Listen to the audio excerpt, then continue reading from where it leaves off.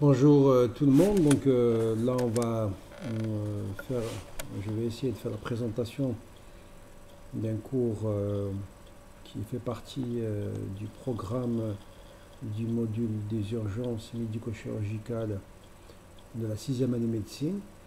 Donc l'intitulé, c'est la fièvre aiguë de l'enfant. La fièvre aiguë de l'enfant, je dirais, c'est le premier motif de consultation en pédiatrie. De ce fait, il me semble très important de partager cette vidéo-là et pour nos jeunes étudiants de médecine. Et ça va être également un rappel même pour les internes pour avoir une idée sur le raisonnement devant une fièvre aiguë de l'enfant. Alors comme définition, donc la fièvre c'est l'élévation de la température centrale au-dessus de 38 degrés chez un enfant normalement couvert, exposé à une température ambiante, en absence d'activité physique intense. Sinon, c'est une fièvre. C'est une ambiance surchauffée et autre. Donc là, les conditions doivent être vraiment réunies. La fièvre est dite aiguë lorsque cette fièvre-là évolue depuis moins de 5 jours chez un nourrisson et moins de 10 semaines chez un enfant plus grand. Et au-delà, on parle de fièvre prolongée. C'est-à-dire que si c'est supérieur à 5 jours chez le nourrisson, c'est une fièvre prolongée. Supérieur à 7 jours chez le nourrisson, c'est une fièvre prolongée. Alors, le raisonnement devant une fièvre, donc il faut d'abord affirmer la réalité de la fièvre. Ça veut dire établir un diagnostic positif et différencié. Repérer les situations d'urgence, ça veut dire établir un diagnostic de gravité. Rechercher la cause de la fièvre et traiter la fièvre et éventuellement traiter sa cause si elle a été trouvée. Si elle existe plutôt. Donc la physiologie.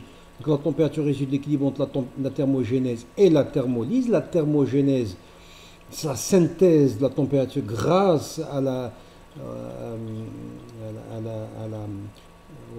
brûlure ou la consommation, si vous voulez, des graisses brunes et des muscles. La thermolyse, c'est la perte de la chaleur qui peut se faire par convection. Donc c'est le transport de la chaleur dans un fluide, perte par radiation, c'est l'émission d'infrarouge, perte par conduction, c'est l'hémodynamique, ça veut dire que lorsque vous posez par exemple le nouveau-né ou le prématuré sur une table qui n'est pas chauffée, une table d'examen qui n'est pas chauffée, donc il peut perdre rapidement la température, et par évaporation, c'est l'exemple, vous mettez de l'eau chaude dans une casserole, vous la mettez dans une atmosphère froide, donc vous allez remarquer qu'il y a de l'évaporation et elle va perdre au fil des minutes, elle va perdre sa température. Donc le centre de thermorégulation, ce qu'on appelle le thermostat, est situé au niveau de la région préoptique de l'hypothalamus antérieur, relié à des récepteurs centraux et périphériques. Donc toujours dans la physiologie, donc la fièvre, il y a deux situations, deux cas de figure, la fièvre et l'hyperthermie.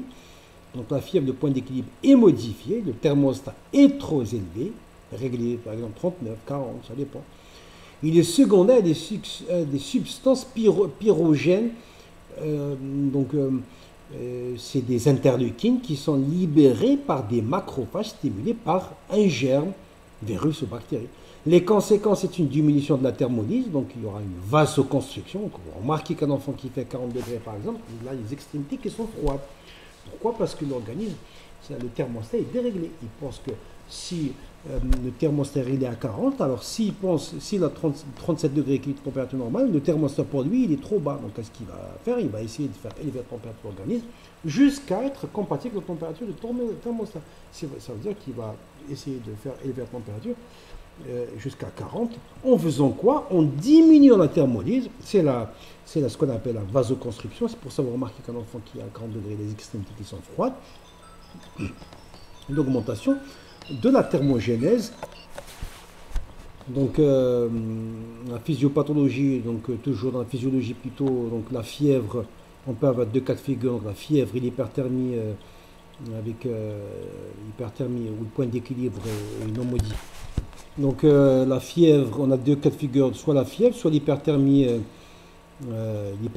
Donc dans la fièvre, il y a le point d'équilibre qui est modifié. Dans l'hyperthermie, le point d'équilibre, il n'est pas modifié. Donc dans la fièvre, le premier cas de figure où le thermostat est trop élevé, où le point d'équilibre est modifié, c'est secondaire à des substances pyrogènes. Ce sont des interleukines qui sont synthétisées par des germes, plutôt par des macrophages, suite à à une invasion, suite à une stimulation par des germes, des virus ou des bactéries. Les conséquences, c'est une diminution de la thermolyse, c'est-à-dire c'est une vasoconstriction. Donc si vous remarquez que les enfants qui font des 40 degrés, ils ont des extrémités qui sont froides. En fait, c'est l'organisme qui ferme les vaisseaux pour garder plus de température, pour essayer d'atteindre les 40 degrés. Parce que le thermostat est réglé à 40 degrés. Donc 37 degrés, qui est une température tout à fait normale, pour un enfant qui a de la fièvre, cette température 37 n'est pas suffisante. Donc il va tout faire pour élever la température à 40 degrés, en faisant une vasoconstriction. Mais pas que. Il va y avoir également une augmentation de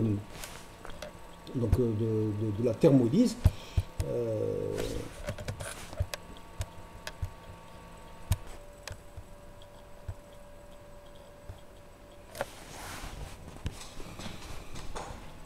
Donc pour ce qui est de la physiologie, donc on a deux cas de figure. Donc on a de la fièvre, on a également l'hyperthermie. Donc la fièvre, le point d'équilibre est modifié, le thermostat est trop élevé. Donc c'est secondaire des substances pyrogènes, notamment les interleukines, qui sont libérées par des macrophages suite à une stimulation par des germes. La conséquence est une diminution de la thermolyse, ça veut dire qu'il va y avoir une vasoconstriction, donc l'organisme va essayer d'emmagasiner la température, il va empêcher la sortie de la température. Si vous remarquez, les enfants qui ont 40 degrés de fièvre, ils ont des extrémités qui sont froides. Parallèle à cela, il y a une augmentation de la thermogénèse, et ceci grâce à des frissons. Alors l'hyperthermie, le point d'équilibre n'est pas modifié, et ça se voit au cours d'une augmentation de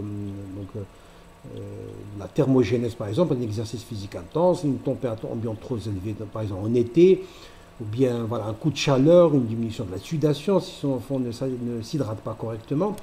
Donc les deux situations sont complètement différentes, les études sont différentes également. Alors là, toujours dans la pathogénie, donc suite à une infection virale, enfin microbienne, peu importe, il y aura donc stimulation des monocytes et des macrophages qui vont synthétiser des interleukines, des substances pyrogènes qui, elles, vont modifier, qui vont agir sur l'hypothalamus et notamment l'activation de l'AMP cyclique qui va, elle, va tout œuvrer pour élever le point d'équilibre au niveau de l'hypothalamus. Et l'organisme va tout faire pour conserver la température, il va tout faire pour augmenter la température. Ça, c'est les frissons, et ça, c'est le refroidissement des extrémités, et ça, c'est le mécanisme total. Enfin, au final, on va avoir de la fièvre. Alors, rôle physiologique de la fièvre peut avoir un effet bénéfique lors des infections invasives sévères. Donc, c'est ce que je dis souvent aux parents, il ne faut pas s'obstiner, coûte que coûte, à traiter, à faire descendre la température jusqu'à 37. L'essentiel, c'est de ne pas avoir 39. Si c'est un 38,9, si on l'accepte, si l'enfant tolère bien sa fièvre. Il a été observé que des infections graves non fébriles étaient associées à une augmentation de la mortalité. Par ailleurs, quelques publications indiquent que l'utilisation d'antibiotiques pourrait même retarder la guérison de certaines infections virales. Alors, comment faire de positif la fièvre? C'est simple, c'est le thermomètre. Donc, il est utile de mesurer soi-même. Je dis aux généralistes, enfin aux résidents, je dis à tout le monde, il ne faut faire confiance qu'à soi-même. Enfin, du moins pour ce qui est quand on examine un enfant et quand la maman vous dit que son enfant n'a pas de fièvre ou il a de la fièvre, il faut toujours prendre soi-même la température pour vérifier la véracité de ses propos, pour vérifier la réalité de cette température-là. Sinon, car il faut éliminer le syndrome de Munchausen par procuration, où la maman vous dit par exemple qu'il est fébrile, mais à chaque fois, mais si c'est vous qui prenez la température, vous pourrez constater que cet enfant n'est pas fébrile. Donc, fiabilité de l'appareil de mesure, c'est clair. Donc, il faut choisir un thermomètre à mercure, mais actuellement, il y a des thermomètres qui sont beaucoup plus rapides et sont simples d'utilisation. Il faut désquilonner que les thermomètres auriculaires et frontaux ne sont pas très fiables. Donc, ils vous donnent une orientation, mais pas très fiable. Alors, fiabilité également du site de mesure. Donc, la température, c'est fiable. C'est en rectal, en buccal, tympanique, mais en tout cas pas cutané. L'axillaire, on la laisse pour des situations bien particulières. Par exemple, en cas de thrombopénie, où on ne peut pas prendre la température rectale, par exemple, on peut la prendre en axillaire à condition de rajouter 0,5 degrés. Voilà. Quel est le diagnostic de gravité? La gravité peut tenir compte de la fièvre elle-même, mais beaucoup plus de l'étiologie. Donc, on peut avoir des signes généraux. Donc, L'intensité de la fièvre, comme je l'ai dit, n'est pas en soi un critère de gravité, mais néanmoins, une fièvre qui dépasse 41 degrés peut être potentiellement mortelle, hein, peut être fatale, ce qu'on appelle l'hyperthermie maligne. L'état général également, en cas si l'enfant présente une hypotonie, si l'enfant est génial, teint grisâtre, peau marbrée, tout ça, c'est des signes de gravité. Et l'état hémodynamique, si on a des extrémités froides, une pâleur, une cyanose, un TRC allongé, une tachycardie, une hypotension, et également des troubles neurologiques, à savoir des troubles de la conscience et du comportement, une hypersomnie, une agitation, une désorientation, un coma et des convulsions.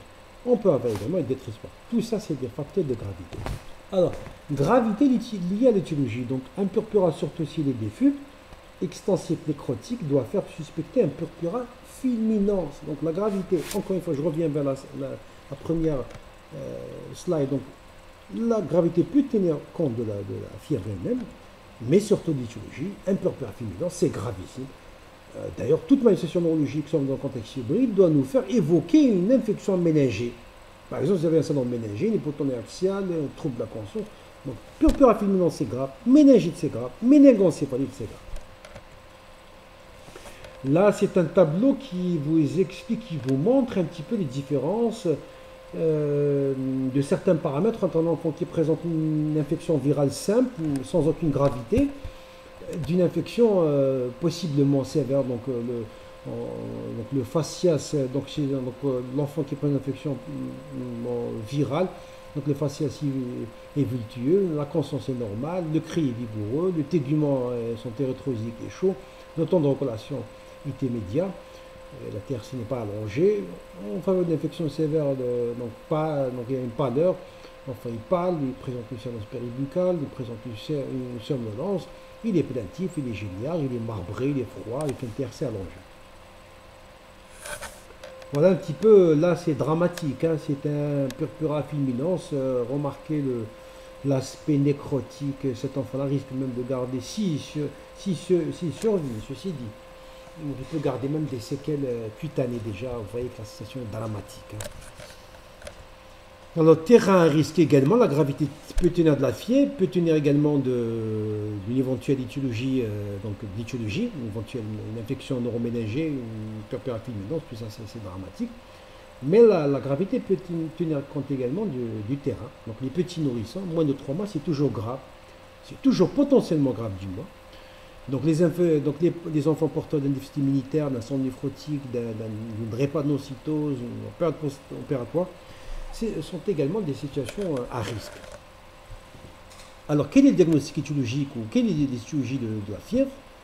Donc, il faut d'abord commencer avec une enquête clinique, donc l'anamnèse, donc c'est le caractère lié à l'enfant déjà, l'âge, le statut vaccinal, est-ce qu'il y a un terrain particulier, les circonstances, est-ce qu'il y a un contagion infectieux, est-ce qu'il y a un voyage dans un pays tropical, est-ce qu'il y a une prise d'antibiotiques, le caractère de la fièvre, début progressif, brutal, signe d'appel clinique, la chronologie, est-ce que c'est une fièvre folle, c'est-à-dire une fièvre qui monte, qui descend, bien sûr, une fièvre juste la nuit, en tout cas tous les caractéristiques de la fièvre, les qualités, la quantité, et plutôt la qualité de réponse aux antipyrétiques, est-ce que les parents déjà utilisent beaucoup les antipyrétiques ou pas.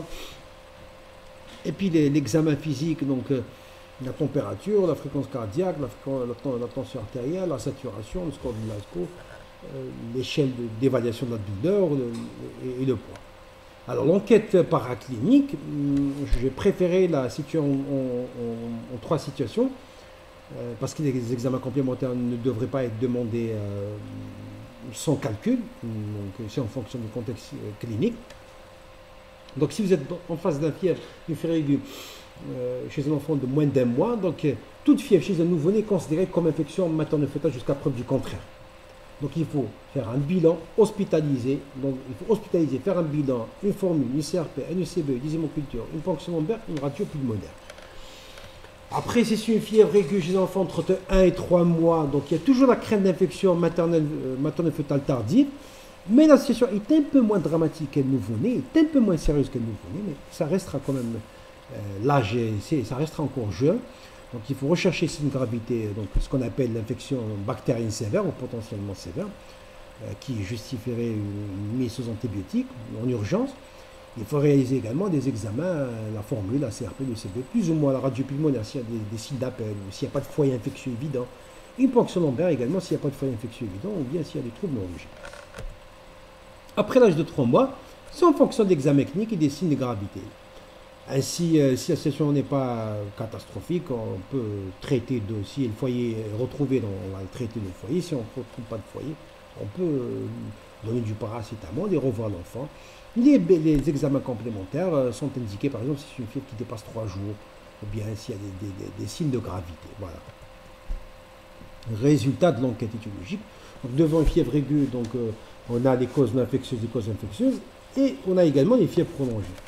Alors, les causes non infectieuses, c'est l'erreur diététique, le coup de chaleur, le dérèglement central, 4 résumé 21, l'hypanatrémie qui peut se voir lors d'une hydratation hypanatrémique par exemple. Les causes infectieuses, il faut chercher tous les foyers infectieux. Donc, une infection cérébro-méningée, une infection ORL, une infection pleuropulmonaire, une infection sphinctérienne, une infection, localisation rénale, un peu une néphrite, abcès rénal, une cause digestive, qui peut être médicale ou chirurgicale, en tout cas tous les foyers infectieux qui peuvent exister. Ça, c'est pour les fièvres aiguës. Pour ce qui est de la fièvre prolongée, donc on a classiquement trois étiologies. C'est les causes infectieuses, les causes inflammatoires et les causes tumorales. Pour les causes infectieuses, d'abord virales, qui peuvent être virales, parasitaires et bactériennes. Pour les causes virales, c'est CMV, la molécule infectieuse, l'hépatite virale. Les causes parasitaires, c'est paludisme, le cas à hasard. Intérêt du contexte. Par exemple, s'il y a un voyage dans une région tropicale, il faut penser au paludisme, par exemple. Voilà. Donc, les causes bactériennes qui peuvent être spécifiques en premier, la tuberculose, la fièvre typhoïde, brucellose. Mais principalement, les deux étiologies auxquelles on pense souvent, tuberculose et brucellose. Les causes bactériennes non spécifiques, il faut chercher tous les foyers infectieux, tout comme la fièvre aiguë, méningée, ostéoarticulaire, etc. Et quand je dis méningée, c'est souvent une méningite décapitée. Ce n'est pas une méningite non décapitée qui va vous donner une fièvre prolongée. Parce qu'une méningite, au bout de 3 jours, c'est déjà un retard étiologique de prise en charge. C'est pratiquement un enfant comateux, ou carrément le décès de l'enfant au bout de 3-4 jours sans traitement. Donc une méningite non décapitée ne vous donnera jamais une fièvre prolongée. La situation est tellement dramatique, la fièvre, que vous n'avez pas le temps d'avoir une fièvre prolongée. Alors, deuxième étiologie, c'est les causes inflammatoires, c'est le plus, maladie de style, maladie périodique, et les maladies tumorales également, leucose, neuroblastome, etc., lymphome. Donc, c'est ça le raisonnement. Fièvre aiguë, donc c'est les causes, si on peut reprendre un petit peu, les causes non infectieuses. Les causes infectieuses, et les causes infectieuses sont tous les foyers infectieux. Les fièvres prolongées, c'est infectieux, inflammatoire et tumoral. Après, les causes, les détails, les causes infectieuses, ça peut être viral, parasitaire, bactérien spécifique ou non spécifique. Les causes inflammatoires, ça peut être même une maladie de Kawasaki, un syndrome inflammatoire systémique post-Covid, on a eu l'épidémie de la Covid. Et puis les causes tumorales. Alors, comment traiter une fièvre? Alors, 3 situations peuvent se présenter. Donc, il ne suffit pas de traiter la fièvre elle-même, mais la mythologie de la fièvre. Donc, devant une fièvre isolée, mal tolérée, donc mise en condition et température avant de transférer une unité de soins intensifs, par exemple, mal tolérée, des troubles hémodynamiques, des troubles neurologiques, enfants plaintifs, etc. Donc, faire un bilan exhaustif pour un traitement ciblé, donc il faut faire l'enquête, la formule, la CRP, bande urinaire plus ou moins ECB, l'hémoculte, la radio du thorax, plus ou moins P, la préstabilisation de l'enfant. L'urgence, c'est stabiliser l'enfant. Et puis l'antibiothérapie à large spectre. Après, on verra bien, en fonction des résultats de notre enquête étiologique, on va adapter l'antibiothérapie. Deuxième cas de figure, c'est une fièvre avec point d'appel évident. Donc le diagnostic, il est facile. Donc on traite le foyer. Vous avez une angine, je mets le traitement d'angine, ainsi de suite. Une fièvre isolée mais bien tolérée. Je n'ai pas compris pourquoi il a de la fièvre, mais il est bien toléré, donc je peux donner un traitement symptomatique, du paracétamol par exemple, et je revois l'enfant dans 24-48 heures, si l'état de l'enfant le permet. Les examens complémentaires sont souvent inutiles. Après, si on revoit l'enfant au 3e jour et que la fièvre dépasse 3 jours, à ce moment-là, je peux discuter des examens complémentaires. Traitement symptomatique de la fièvre est toujours indiqué. Pour améliorer le confort de l'enfant, c'est pas les parents, ils s'obstinent à faire des BCA complémentaires. Non, je ne cherche pas un 37.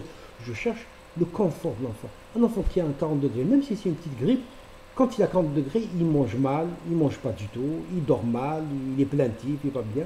Donc, raison pour laquelle il faut toujours baisser la température. Mais généralement, si une virose est en général, elle va s'améliorer rapidement.